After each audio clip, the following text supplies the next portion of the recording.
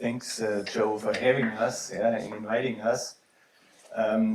There's actually a family relation to this university here.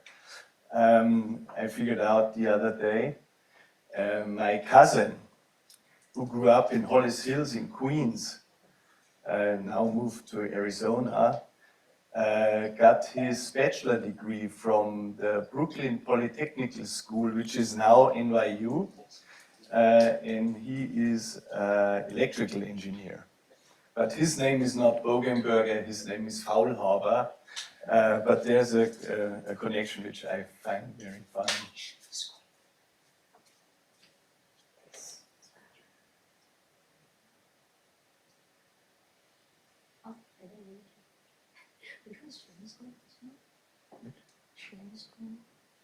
What should be shared, yeah, already?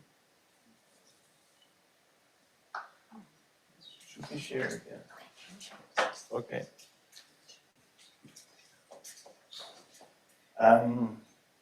Yeah, so it's a little story at the beginning. I asked you what topic to present, and then an idea was to present something close to the congestion charging scheme that you just introduced a couple of days ago here. I guess there's lots of discussion going on. I followed it a bit before implementation. I chose the topic on MobilityCoins, which is a system that we are working on. It's a huge system, you're going to see it soon. And there's lots of room for research in this area. And I will just highlight some things we have been working on. I cannot go into all the details here. At the beginning I will briefly introduce the system. I will talk about some interviews that we did with experts on it, a survey that we conducted to test the system a bit. Is there the user experience and user feedback that we expect, and then I will talk about an experiment and some modeling at the end. I mean, there's a huge environmental problem. You all know that, and in Europe we have a target to fulfill in the year 2030 when it comes to CO2 emissions. And we are far away from this target, or even close into the right direction. So there's definitely a need to change and a need to change direction. And the system I'm explaining to you might help in solving, or at least guiding our transportation system in the right direction of further reducing CO2 emissions. What is the basic concept I'm talking about? It's a tradable travel credit scheme, and we named this travel scheme MobilityCoin system because it's a little bit different to the conventional tradable travel credits other researchers are currently working on. Assuming a person wants to travel from A to B, as illustrated here in this chart, we assume that this person has a certain budget, and this budget might be oriented on an individual CO2 consumption limit. And in this case, this person has a budget of 5,000 coins, for example, for an entire month. And to conduct a trip from A to B, a person usually has different options. In this case, one option is to use a car, and for this car trip to this specific point in time, the given duration and length of the trip, this person might have to pay 9 coins.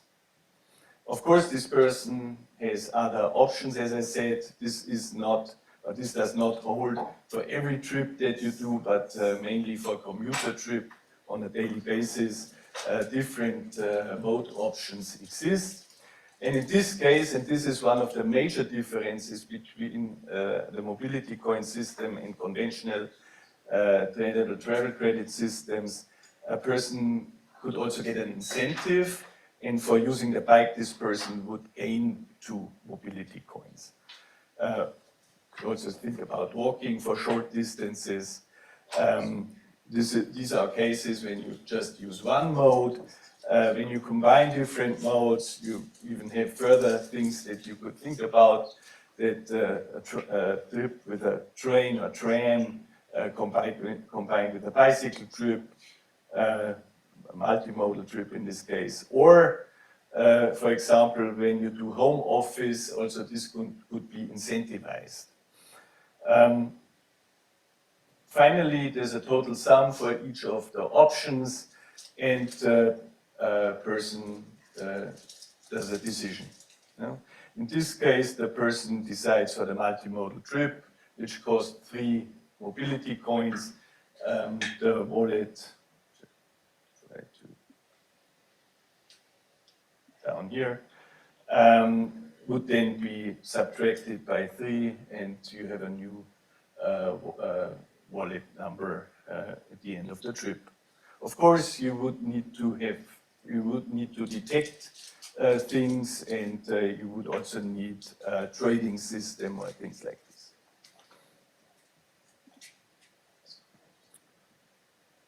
One could think about also that you include further things, not just a mode choice decision into the system. You could also think about on-trip things that could be included, for example, using fast lanes or green waves that you have to additionally pay for, or including carpooling and things which could be incentivized. And also post-trip decisions could be included, but these are further things far away in the future. Currently, the scope of the system we are looking at is the pre-trip mode decision. There's a second difference to the conventional tradable travel credit systems that I want to highlight. More or less, the system should try to balance demand and supply under given constraints. This CO2 limit that is given to a person by its monthly coin budget. One could think about trading the coins between another, which means I could trade coins to Joe if I have coins over, of course. That's one of the ideas. Such a market where coins could be traded similar to CO2 certificates needs to be observed by an agency or controlled and regulated by an agency. Of course, you could include taxes there again to make some money for each transaction.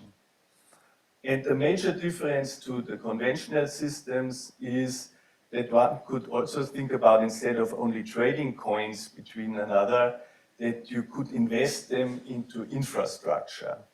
For example, if you have coins over, you're a cyclist, and instead of trading coins to people that use the car on a daily basis, you could invest your coins into an infrastructure measure of an additional bike lane, a new bike pass, or something similar. And of course, these things then have to be implemented or installed, and you would change the infrastructure additionally over time. And this is one of the really interesting parts of the MobilityCoin system, because by including this crowdfunding, you would not only work on the demand side, you would also work on the supply side of the system. Of course, when I present this idea, people often say, okay, that's similar to a carbon tax, but there are major differences. Summarized here on the bottom of the slide, a tax and tradable travel credit system are two completely different things. In the tradable travel credit system, the government sets the final amount of CO2 emission, and the market sets the price for the trip and the corresponding emissions, while a tax system here, the government sets the price, but the market sets the amount of CO2 emissions. So from a governmental point of view, this might be even more interesting because one could make more money, but this is politically, environmentally more intelligent because this limits the amount of the total CO2 emissions.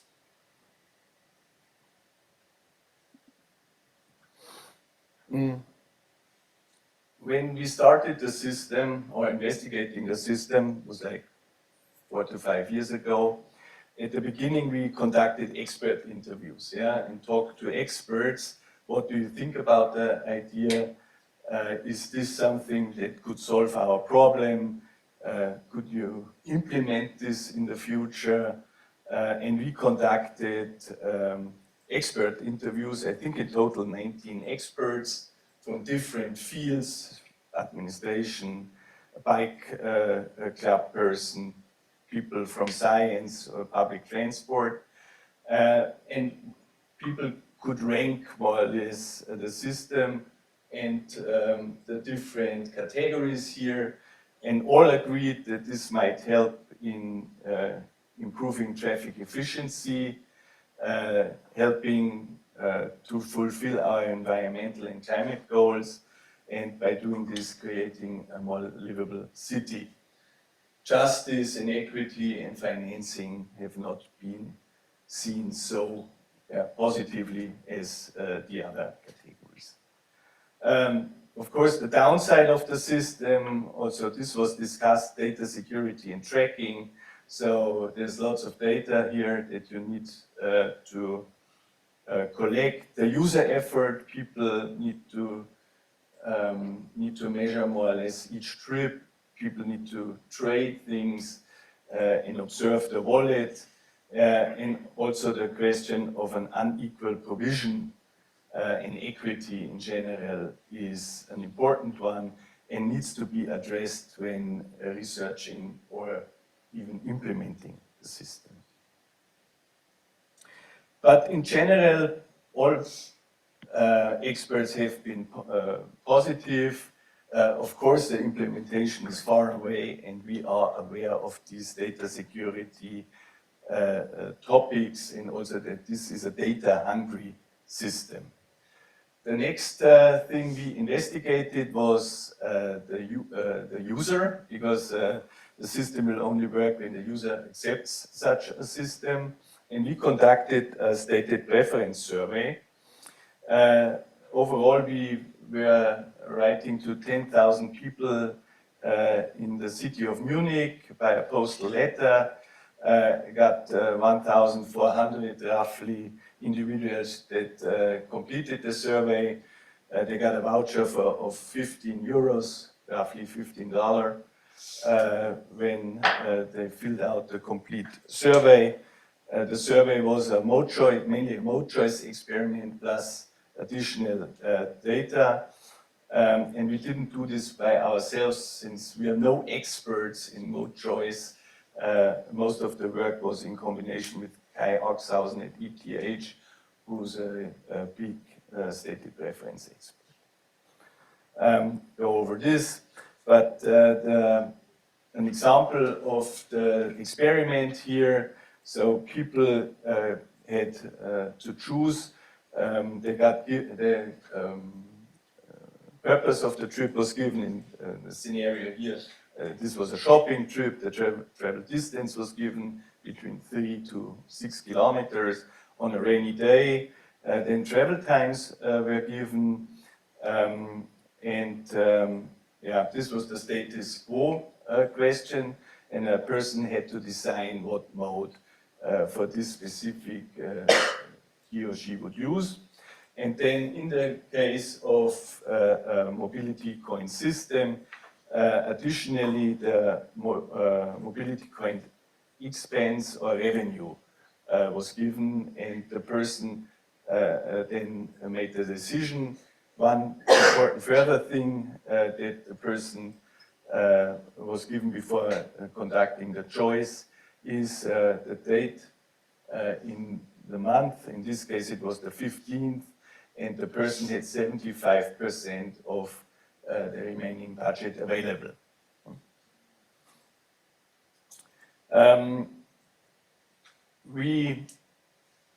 As I said, part of the experiment was the choice decision, but we also asked people how to allocate coins to the users.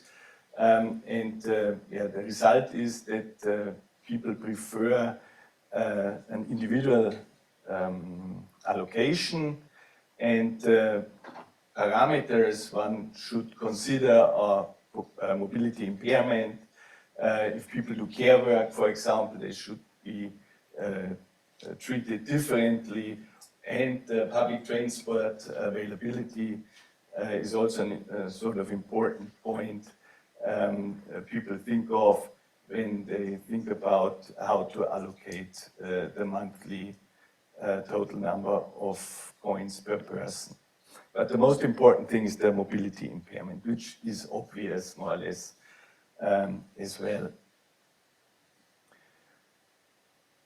We then, looking at the results, the different trip purposes, top line status quo, bottom line the MobilityCoin system, the different mode shares in the experiments, you could clearly see that people understand the system and make the right decisions, right, from our perspective.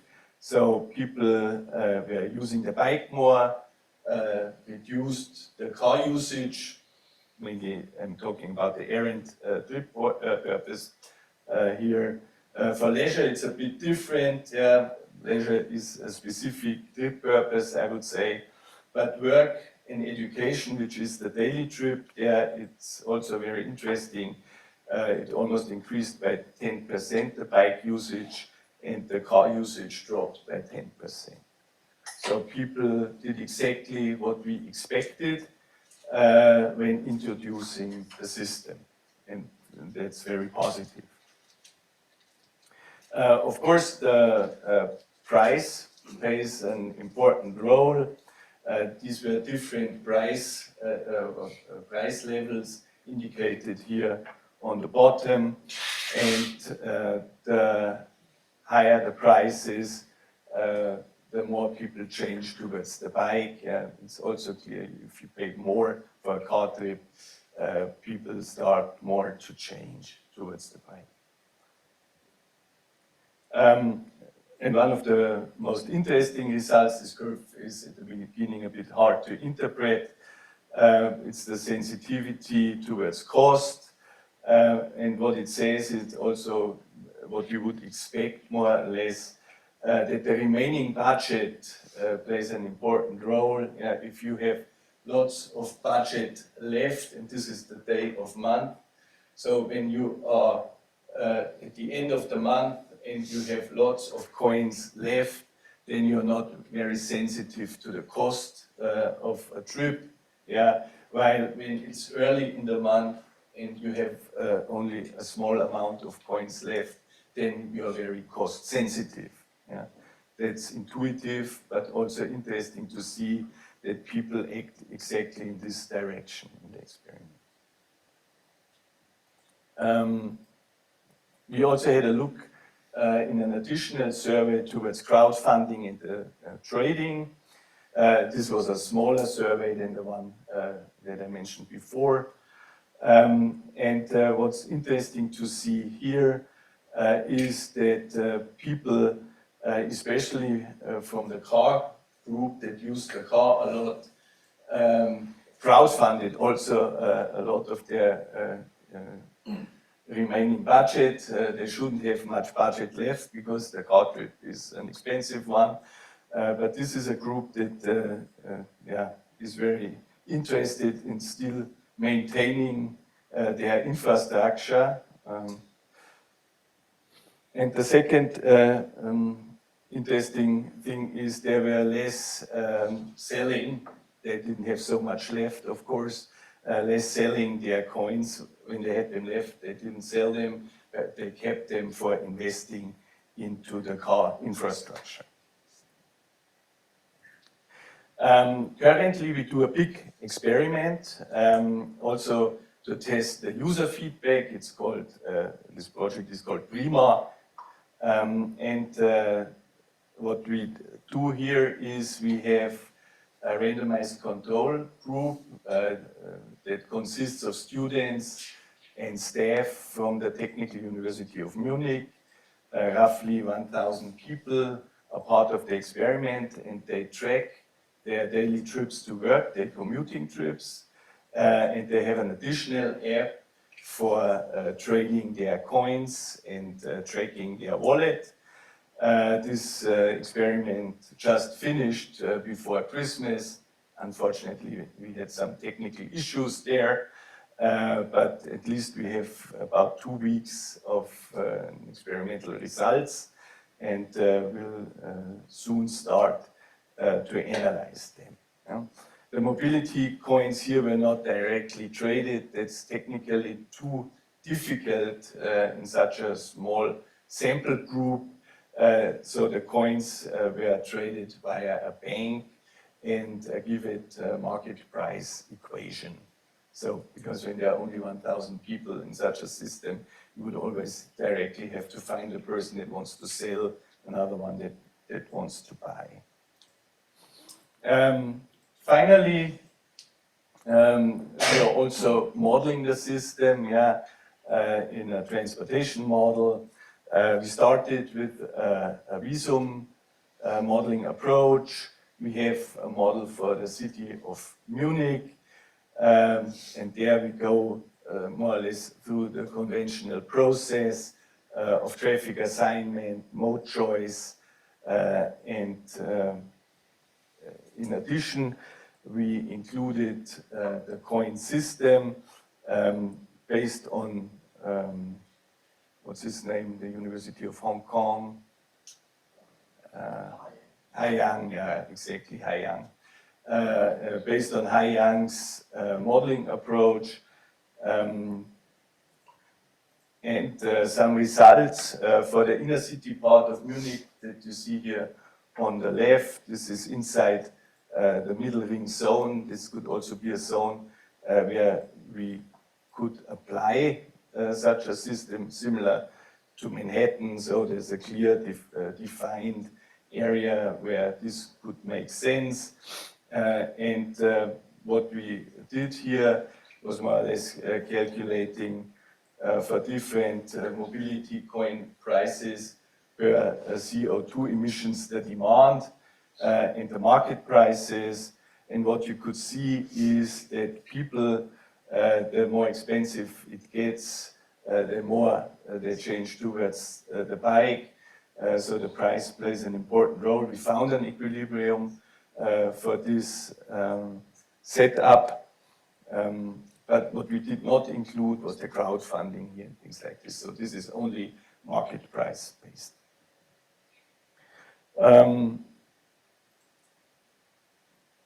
Some further analysis and some results from this macroscopic modeling approach. What we calculated was also the path for the next 6 years, for the market prices and the emissions. And what you could see is that the emission target drops. This is the given emission target for the city of Munich, and the market price for different, we were looking at different income groups here, and allocation accordingly to the income group. So people with a lower income get more coins than people with higher income. And you could see the price development from today, more or less, or last year, to over 140 euros per mobility coin to fulfill, in this case, the emission target. So the emission target was set, and then the prices were calculated. It becomes very expensive. What you could also see what this then means to the network. The network flow patterns, which could be directly transferred into emissions more or less, and where you have an increase in traffic or increase in bike volumes. Again, no adjustments in the infrastructure by a crowdfunding system were provided here. Crowdfunding, I will jump over. This should give you a brief overview about what we have been working on. There are lots of papers already about the system. More or less each DRB we have 2 to 4 papers about the MobilityCoin system. Isabella here just mentioned she is working on it. I think this DRB we had 2 papers on it. Yeah, more people are working on tradable travel credits, people in Lyon, but also in Amsterdam, where we try to collaborate, and it would be nice also to collaborate with people here at NYU. I think it's a very interesting idea, also from a political point of view. It might be much easier to implement than a congestion charging scheme, because it has this component of an incentive, yeah, while a congestion charging only costs. Yeah? This has only the price, while here people yeah, have also this incentive. And this could make it very attractive from my point of view on, because it might be politically much easier to implement. Of course, the downside is the tracking and the user effort, and that's why we go more into the direction of the commuting trip at the moment. This is a clear trip each day, very reproducible, yeah, and with lots of potential of being changed, yeah, so that you do not apply the system for each trip, but mainly for commuting trips. And then it could be also become very interesting for companies, because companies have to report about their emissions, and commuting trip play for some companies a major role when it comes to the produced emissions by their employees, and they might be interested in investigating this.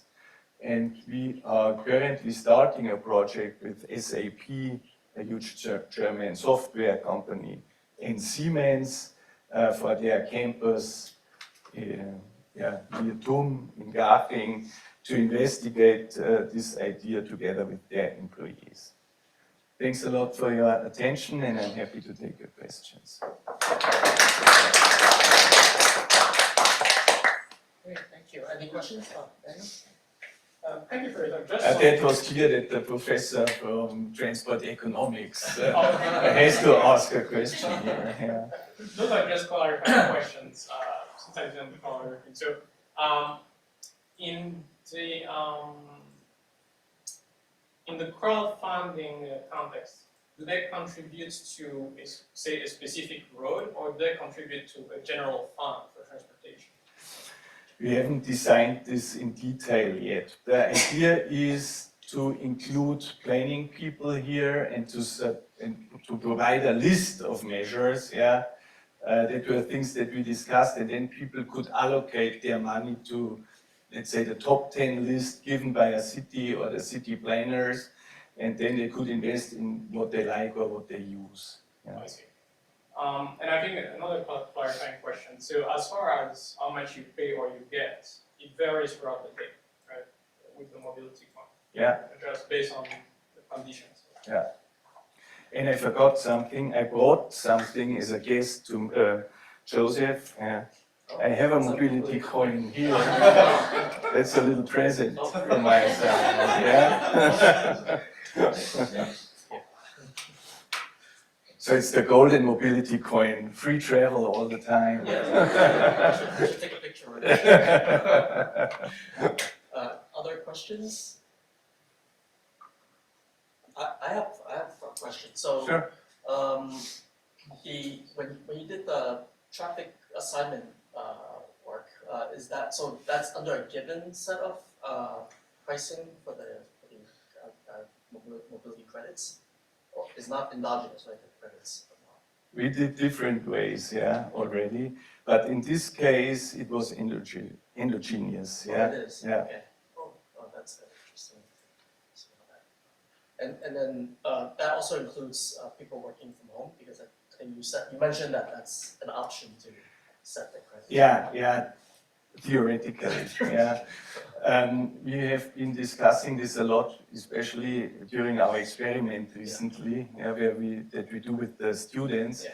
In this case, we do not want to motivate students not to come to university and stay at home. Yeah, so we excluded this. Yeah, and in this case, I think a basic sum or a sum per day was just subtracted. Yeah, when you stayed at home, independent of the mode.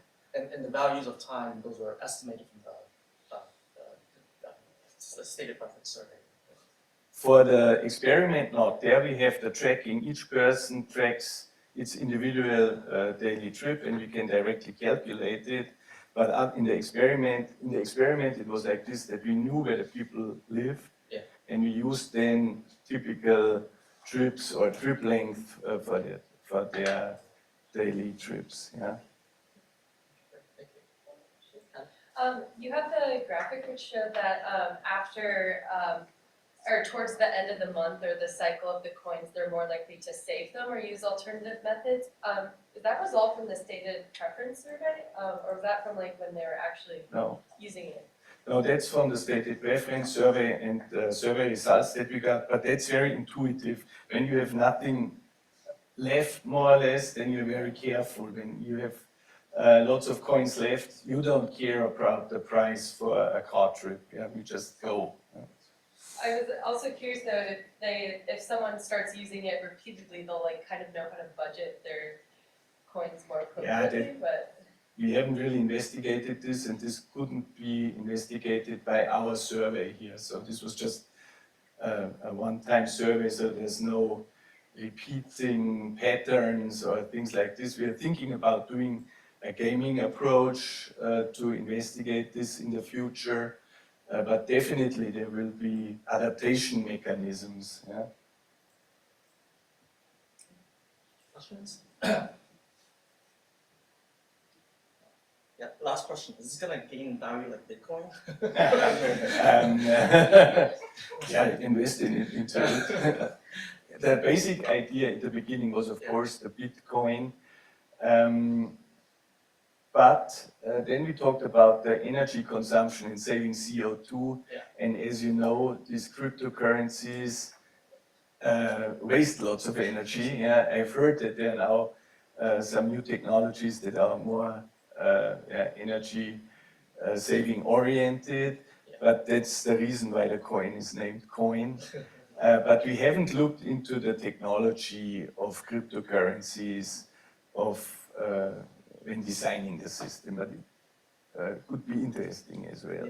Yeah. I guess I have another question about, have you explored at all like the incentive if you do take a bike, you get like more coins or something at the end of the month, actually using it for like real money for like rider bus passes or other things, or is it all just within the system you can pay for the crowdsourcing but you can't actually like spend it on things? The experiment was always like this, that you have to pay your pass, and on addition you have to pay the coins. So the coins are clearly the externalities, yeah? But the trip costs have to be paid additionally. I think there's no other questions. Let's thank you. Thank you very much.